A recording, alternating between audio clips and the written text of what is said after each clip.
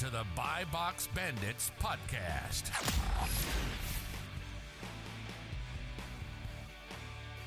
What's up, everyone? Welcome back to the Buy Box Bandits podcast. Today we have a fantastic guest, Brandon, aka Grow My Amazon, who just showed us some beautiful bars, over 200 grand in sales in July there, which is pretty awesome.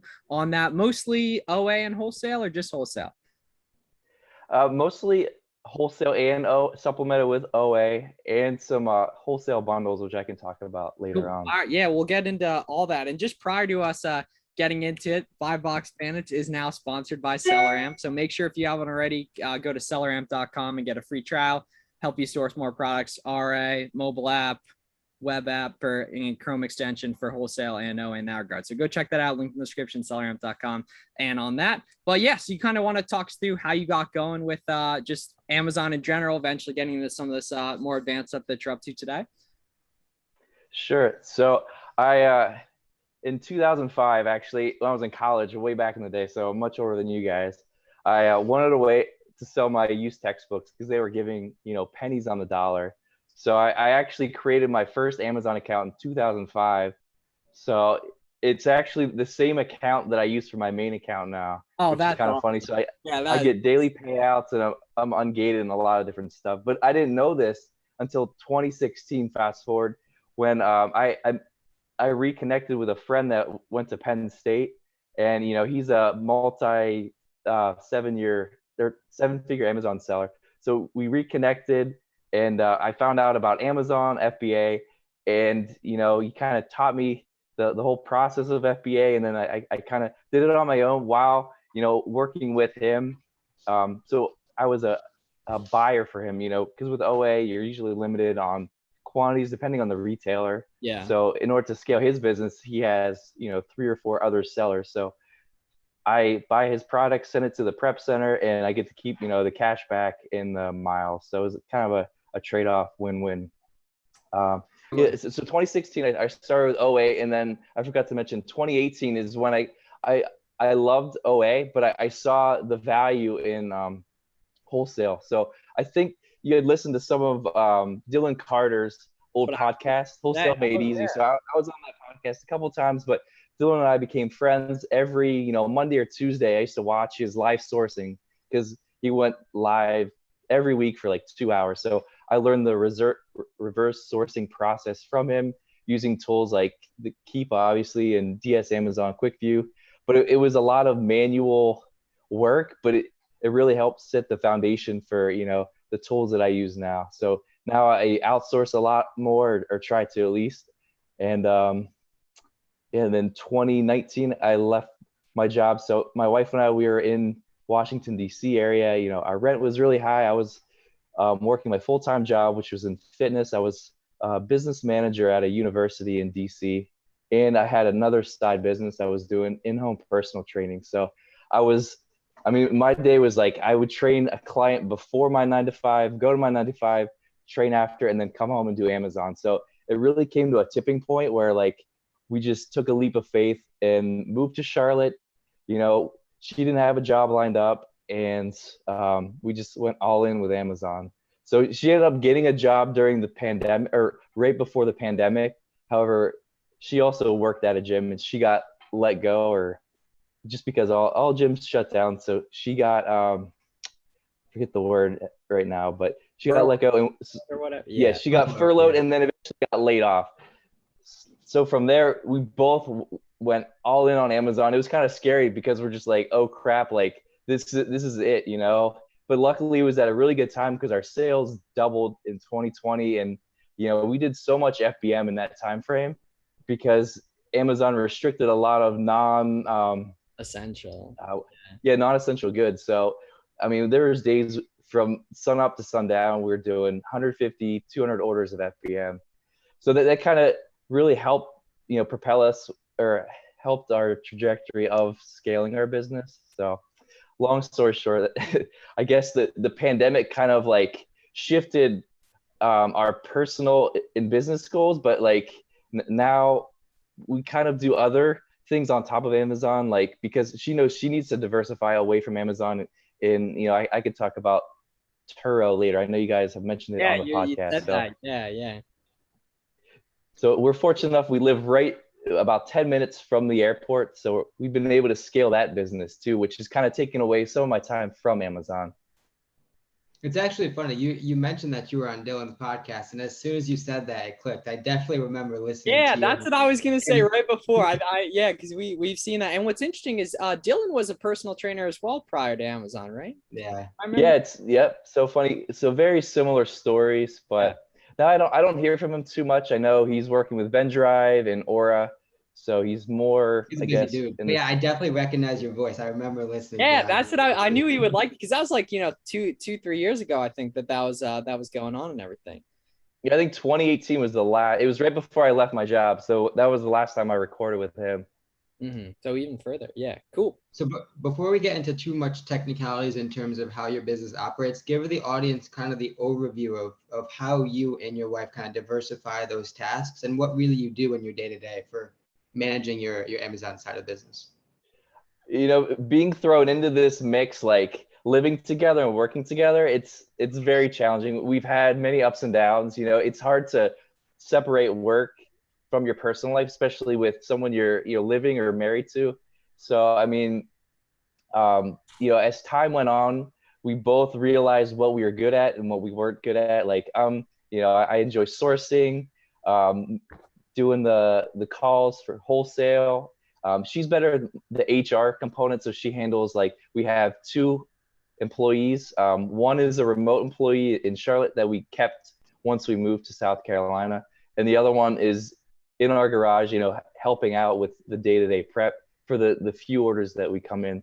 But I guess just realizing that we can't do everything ourselves, and taking our weaknesses can be that other person's strength. So I hate managing people. I've done it before. I prefer not to. So she doesn't mind doing it. So every week we do like an all hands on meeting, and she's the one that runs that. I chime in if necessary. So, and for me, like, I do the product sourcing, and now we're, kind of dabbling in private label. So she likes the photography component. So I'll find the product, source it, and then I'll send it to her to do the lifestyle images, infographics, and like the like 15-second video clips. Something that I'm super interested in, because obviously I sympathize with it in my business, is your transition from OA to wholesale, right? And a lot of people kind of talk about building up that OA sector first, and then starting to diversify and taking some of those funds and some of that business equity and putting it into sort of wholesale endeavors. Can you talk about how you started that transition, what sort of strategy you had going into it, and how you managed to do it throughout? I knew with OA, it's harder to scale. Like, I saw firsthand from my friend that's a 7-figure seller that you need multiple people to scale your OA business if you're looking to go heavier on really good sale items or replenishables. So 2018, I think it was, when I started following Dylan's live Q&As, I realized there was an opportunity to scale this business. Rather than ordering 5, 12 items at a time, I could order hundreds, thousands. And then at that time, I was still doing all prep in-house. Now we've outsourced it. We have a prep center in South Carolina. Shout out to Prep Ship Sell. I was their first customer in 2020. They opened during the pandemic, so they've really scaled. Now they have 2 warehouses. So I send all of our large wholesale orders to them, and just do a few OA smaller wholesale items, either here or to our remote employee in North Carolina. Sweet, very good. I didn't know you guys had that scale of operation in terms of like other help and stuff. I think that's pretty cool, and something a lot of people and myself could probably benefit from as well in that regard. And yeah, what's crazy is the scaling OA is difficult. It's finding those couple sites, like Garrett and I have managed to do it. It's just finding those couple sites where you can get big quantities of stuff that naturally we all struggle with definitely on a day-to-day. And things like that. And then in terms of thinking to the future, like, you've grown a lot the past couple of years, where do you see it going? Like, do you want it to go further, or would you rather put some time to these other ventures, all at the private label? Curious about that. No, my buddy still says Amazon's the best game in town, especially now with the possibility of a recession. So As far as we actually have two accounts. So my main account that I opened in 2005, and we have a second account just for private label, but we also have an exclusive that we've transferred from our main account to our second account. So we basically, I manage two accounts, but the goal ultimately would be the person that we have working in Charlotte, because my wife trained her. She does sourcing for us. We still do a little bit of RA, so she'll go into the outlets and do shoes, apparel. So I don't do any RA, but the goal would be to train her up to a point where she can handle the wholesale side of things, and then we could focus more on building a brand. Because throughout the years, as I've learned, like, your wholesale OA RA accounts are only good or only valued at basically the value of how much inventory you have. Yeah. I mean, you could sell your account, if you're ungated, and do daily payouts for maybe, I've seen $5,000-$10,000, but other than that, it's just based upon the valuation of your inventory. So in order to grow something with real substance, and I have friends that do PL that are looking to get out of PL just because of like the high valuations they can get. So growing something and kind of scaling it, and then ultimately selling it, and maybe even repeating the process. But I mean, I love Amazon. Like, my top 5 Spotify podcasts in 2022 was like Scott Needham's podcast. I listened to My Amazon Guy. I think you guys are on the list. And I listened to like This Is Important from Workaholic. So like, I'm obsessed with Amazon, and I need a little to diversify away from it outside of my or in my personal life. Yeah. What scale is the private label at right now? Like, what were the July numbers on? And it sounds like it's a suite of products you're testing, not just one. Yeah. So it's one brand, and we have 2 products, but we just received our other 2 products. But year to date, I looked it up yesterday. We are at 88,000. So I actually have a business partner with that. So we had met at a trade show in 2018 on the wholesale side, and we kind of scaled both of our wholesale businesses together. So, we sell very similar products. And then I think it was last year, we, each put a lump sum of money into this new account, and we're trying to scale that up and then ultimately sell it if possible. But it's right now, I'm kind of at a tipping point, because, managing 2 accounts, trying to source new product for wholesale, PL. So I know we need to train somebody new just to help, because it's, as you know, we're all juggling multiple hats, and it can be challenging. For your wholesale / OA business, do you have specific categories that you operate in, or you kind of diversified across a bunch of different categories? When we started out, we were extremely heavy in the pet category. So we still sell some in the pet category, but I'd say we're more diversified, heavier in grocery, sport and outdoors, and still in the pet category. Mm-hmm. And then how does it work? And we don't have to go, too deep in detail in terms of with the employees. Is there like a performance as well, or is it flat? Because it's the kind, obviously Amazon can be a very unstable business, but the nice thing is with instability comes potential to grow and everything. I'm curious, if it's heavily commission based or not. You don't have to share that if you don't want to. I'm just curious if you would be able to share. No, that was kind of like a learning process for us. So we started out, the one in Charlotte was a flat rate hourly, and she's kind of grown in terms of her job requirements and duties. So there's more expected from her, but we also tie in some like year-end bonuses and some like, if she finds like a new product, for instance, with wholesale, that'll be like X amount of dollars. So just so she doesn't get stagnant with her job, and she can be, get excited to look for new product. So it's, we're still trying to figure it out, and it's not my strong suit, but my wife does a really good job at handling that. And we set 6-month like goals for each employee. So every 6 months we'll go over their goals, what they're hoping to get from the job, and possible like raise or incentives. So being that obviously you're operating at scale, obviously bookkeeping, analytics, that sort of thing comes into play, because you really have to know your numbers to kind of guide the ship in the direction that you want. What sort of reporting practices, analytic practices do you do on the monthly basis? and in terms of like the specific numbers that you're tracking to and that sort of thing? Yes. So, I mean, I feel like in 2016 when I started, there was none of these tools available. Now it's kind of overwhelming. So you can kind of get shiny object syndrome. But I use for my P&L, I use Inventory Lab, and I also use, it's called Connect Books. So Scott Needham had talked about it in a podcast, I think 2 years ago. So that integrates with QuickBooks, which really helps, figuring out your P&L.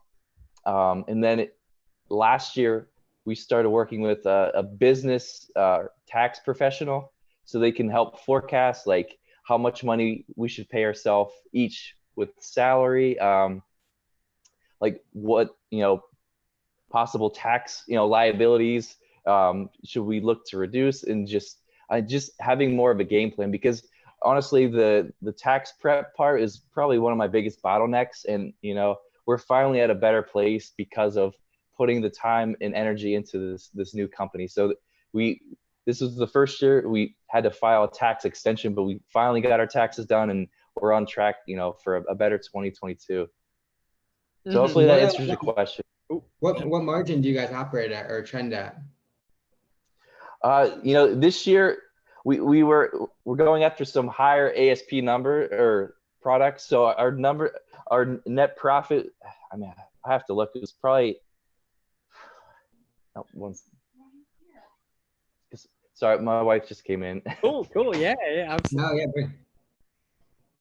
Oh, I was thinking, were they going to go double headphones or cool? All right, here we go.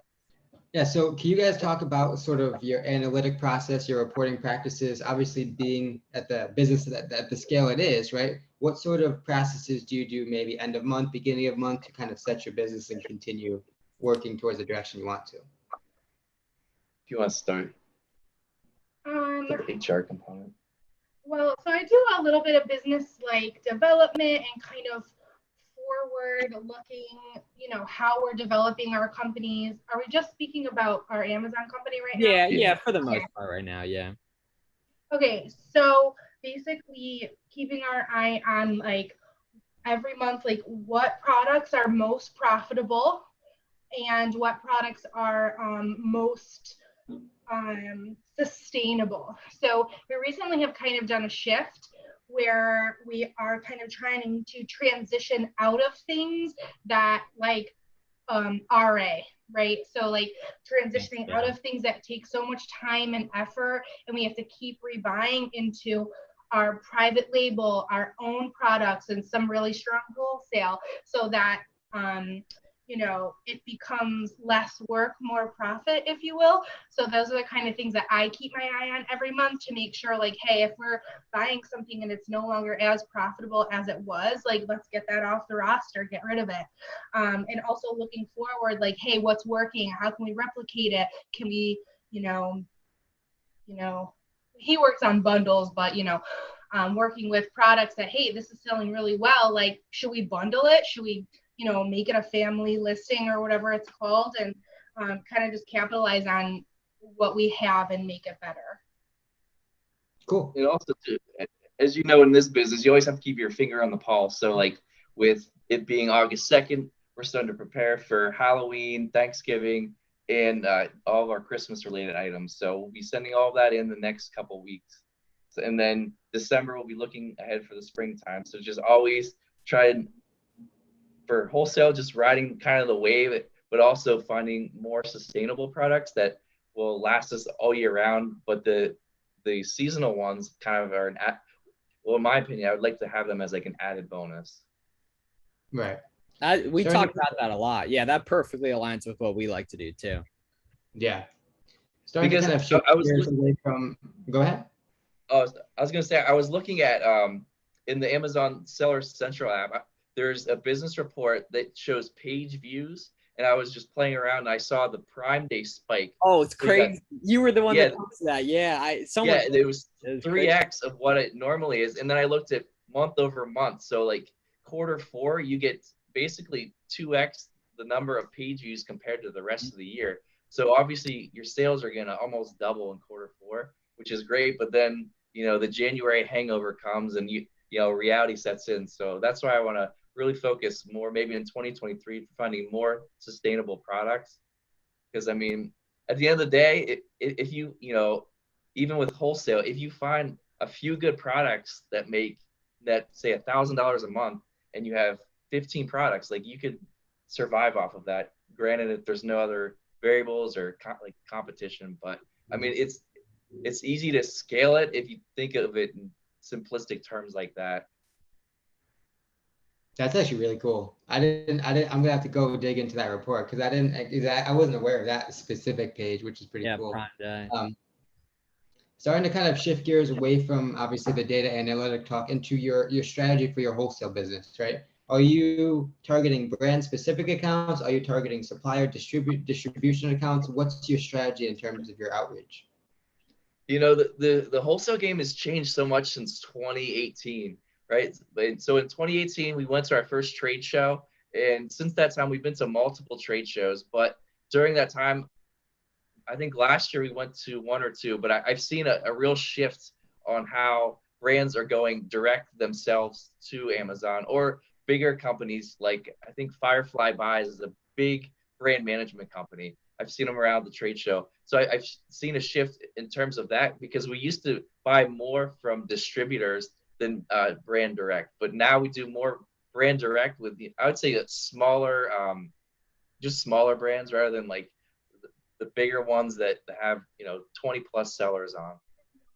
Another question we have. So you've been around, you guys have been around doing this longer than Garrett and I have and everything, seeing, you know, different sides of the community and everything. What do you think are some of the biggest traits that separate those who are able to have success and do this for a while and those that fizzle out and never really get it going or aren't able to sustain good numbers? I mean, with Amazon, there's always going to be hurdles. And like every day isn't going to be, I mean, there's a graph online. It's like the life of an entrepreneur and it's just like up and down. Like tomorrow it could be like, you know, sell the farm. Today's like best day ever. So you just have to just know that tomorrow, if you're having a bad day, tomorrow is, you know, going to be much better. And you just have to think positive because, you know, working from home and just being at home 24/7, you know, it you get pretty lonely, even though it's both of us here, but you know, so it's a lot of self-discipline. Like there's a lot of time where we didn't make a lot of money. There's a lot of time where we didn't take any money out. There's years, I was doing this for years before he started paying me. Like this is years of work before you get to a place where you're like, okay, we're making money, we can take it out. And he's a really good example of just rolling the money back into the business until you've really got money to take out. And it took us a long time to get to the place where we started to take money out. So self-discipline, like being on top of everything, every review, everything.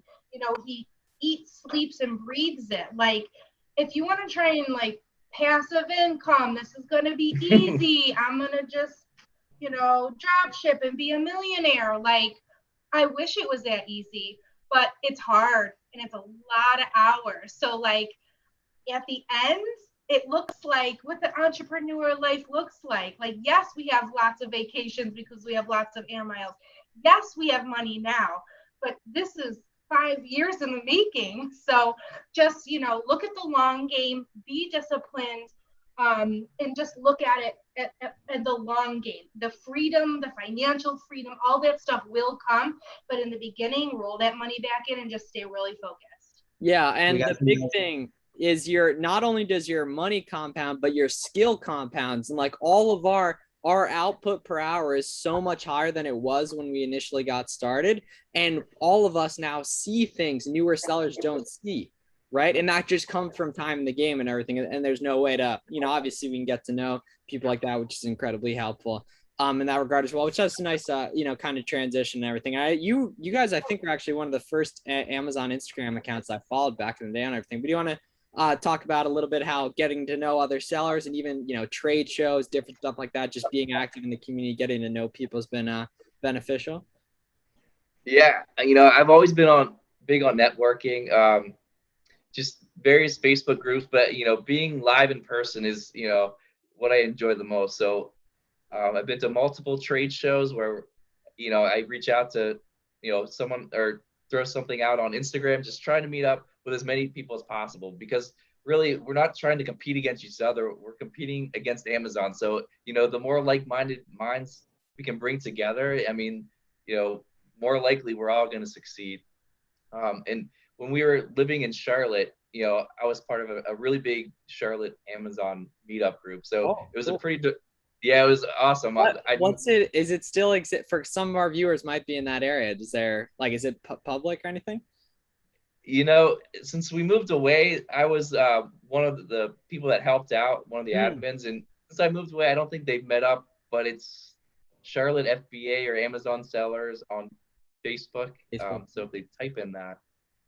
But that was a great way. I met some really big private label sellers that are doing multiple 7 figures in sales. Some were in the MDS group, the $1 Million Sellers. Yeah, I've heard of that. It's like a really unique group where you have to pay a lot of money to be a part of, and you have to get vetted to be in it. But I mean, you're meeting up in person with multiple 7-figure sellers, so everyone's able to grow that way. But just in person trade shows. Local meetups. And those connections and networking that we've made with people have produced ROI almost immediately. Like, we met someone who was telling us about Toro. That's another business that we started that's in the making money already. One of his main business partners we met at a trade show because we put it on Instagram, and now they're working together on international business deals. He actually speaks another language, and so he's able to speak with sellers who are, in China, and really just big things happen from, hey, we're going to this trade show, throw it on Instagram, and multiple people he still talks to.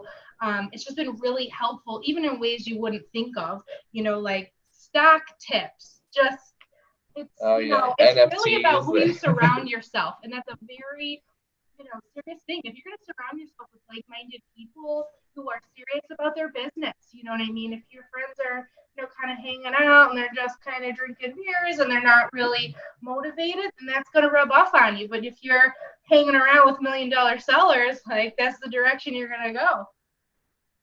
Our Buy Box Bandit listeners are getting some motivation this Wednesday. Yeah, we love it. They need it, though. We all need it. Oh, I mean, for sure. So, but and I tell her too, oh, sorry to cut you out, but I tell her too, if I'm hanging out with my normal friends, work 9 to 5s, there's nothing wrong with that. But it's hard because, I'm always thinking about what I'm going to do the next day, or just, staying on top of everything. And they're just playing video games, but not. Oh, can't quite hear. Oh. Now we can hear. Yeah, sounds good now. Successful, if you really want to be a millionaire, if you really want to be those people that are up there in the 1%, you don't have time to waste. You're not doing regular schmegular stuff. And I'm just being honest. It's hard, and some people don't like it. And the more successful you get, sometimes people don't love that. So, yes, networking and being around people that are good for you and where you're going, but also don't forget, sometimes you got to be selective with your time, and you know what, I can't hang out with you. I got stuff going on, and that's okay. And, there's only, 2 seats in a Porsche or whatever they say, but 30 seats on a bus. They mean that, because as you get higher and you're working more and you're getting more successful, just feel like we're really focused, and there's a lot less noise, I guess, sometimes. And that's why. So getting into a bit of your PL initiative, kind of walk us through how that came to be, where the idea came from. Obviously, you don't have to go into specifics, but generally speaking, where the idea came from. How did you source the item? Did you have any help? Did you have any courses? That sort of thing. Yeah, it's kind of funny. I got starting out. I got most of my ideas from wholesale products. The ones I'm talking about, with one photo, maybe one bullet point. And it's just, selling a couple hundred units a month, and you're just looking at the keep history and everything looks good. And you're like, wow, I could probably do this myself once you understand a little bit of PPC and listing optimization. So I took it upon ourselves to just to start sourcing products. I use sites like, I think it was Import Yeti. So you can actually kind of reverse look up where your suppliers are buying their products from in China, or you can see like the bill of lading, I think it is. So I was kind of using that as a tool, and even Alibaba to get started. And, even though you fully understand wholesale and Amazon, private label, as I'm learning, is its own beast, because, I ordered products in February, March, and I'm finally getting them now. So it's just, you're all excited. You place the order. With wholesale, you get it next week. But with private label, it's, 3-4 months. And then you have to have enough capital saved up for PPC, and just if you want to do any TikTok giveaways, or it's just, building your brand's tough. There's a greater reward at the end of the day if you can scale it, but it is tough. Yeah. And so in terms of, a lot of our listeners are doing arbitrage already, RAOA books, tons of different stuff like that. A lot of them want to get into wholesale. What's the Grow My Amazon blueprint to get your first wholesale account in the next week or the next 2 weeks, let's say? What's the plan of action in the day-to-day? I would say people, they're very short-sighted. They want, I guess, to call their first supplier and get a yes, here's the whole catalog. But you just have to learn the fundamentals of wholesale. I would even say starting with, I started with reverse sourcing. So just learning before you dive into like Smart Scout, Helium 10, all the big tools, learn the fundamentals, and then start, just, I would say maybe get Vendrive to keep track of all of your suppliers, and just, find products that fit your buying criteria, and just start calling suppliers one by one. And then as you get more yeses as time goes on, then you can start outsourcing someone to maybe do the initial reach out to the suppliers if they're emailing or calling. So have someone to handle that, and then once they get the account, they could handle or give it to you. So it's just starting small. Start small, get them on the phone, get a person on the phone, know their name. Call Cheryl 3 times. Cheryl, how are you? How's your dog doing today?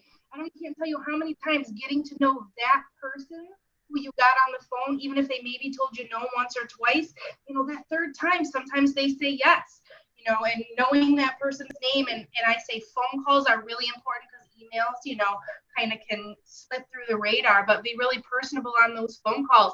Ask them how they are. Ask them, wow, your product is great. I really love it. Start with some compliments, finesse them before you start. And don't give up so easily. If they give you like, oh no, just keep the conversation going. Cool. All right. Yeah. On that note, yeah. So big takeaways, obviously, call people, everything like that. That's, people are afraid of that, but like, it's so much easier if you're like actually talking to someone, for them to see you as Miles or Garrett instead of just XYZ Amazon seller, right? And two, like thinking long-term and not wanting the best deal right away and all that, and understanding you might have to give a little bit, take a, maybe overpay or not get your ideal margin, maybe potentially get that in the future. And I think that's definitely something I like in that regard. I really like the answer on the difference between people who find success with this and who don't as well. But where can people follow on socials? For us on Instagram, it's Grow My Amazon. And do you want to give yours? Well, so I created Grow My Amazon for, I don't know why, but we just did. I think it was 2020.